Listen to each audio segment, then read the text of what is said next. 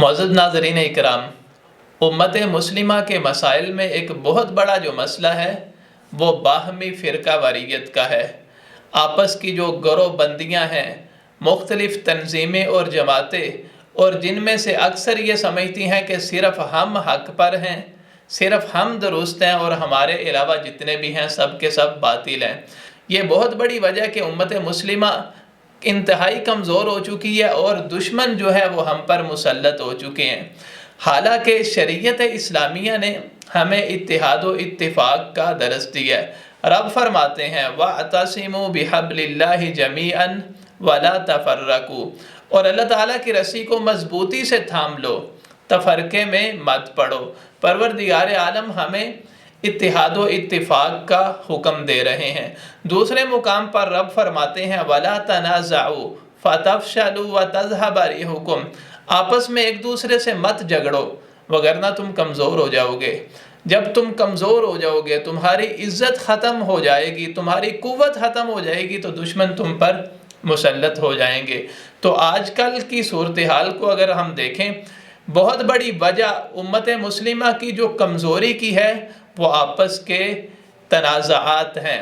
یہ فرقہ واریت، عزیزو، اختلافات ہونا کوئی بہت بڑی بات نہیں ہے، لیکن اختلافات کو اپنی دشمنی کی بنیاد بنا لینا، ان اختلافات کی وجہ سے دوسروں کو دشمن سمجھنا، ان سے نفرت کرنا، ان سے جھگڑا کرنا، یہ انتہائی خطرناک ہے۔ دیکھیے، امت میں اتحاد و اتفاق ممکن ہے۔ کیسے ممکن ہے؟ کہ ہم اصل جو شریعت ہے، یعنی ہم قرآن و سنت کی طرف لوٹ کے آئیں، قرآن و سنت کو معیار بنائیں۔ تو قرآن و سنت کے علاوہ جو مختلف شخصیات ہیں، مختلف تنظیمیں ہیں، یاد رکھیے گا ان کی باتیں درست بھی ہو سکتی ہیں، غلط بھی ہو سکتی ہیں۔ اس حوالے سے امام مالک رحمہ اللہ کا بڑا خوبصورت قول ہے۔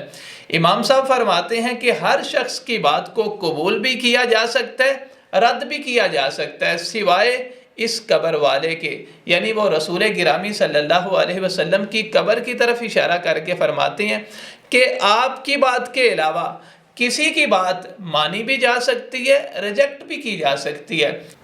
ہمارے لیے جو معیار ہے وہ کتاب اللہ ہے اور رسول گرامی صلی اللہ علیہ وسلم کے فرامین ہے، یعنی جو قرآن و سنت کے مطابق ہے اسے قبول کیا جائے۔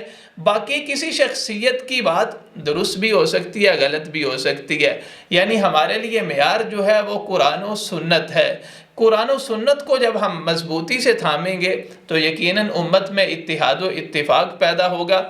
دوسری طرف اگر ہم دیکھیں تو اس فرقہ واریت کی وجہ سے لوگوں نے معیار حق مختلف شخصیات کو یا مختلف تنظیموں کو بنا لیا ہے کہ جو بات یہ کریں گے وہ حق ہوگا، اس کے علاوہ سب کا سب کیا ہوگا؟ باطل ہوگا۔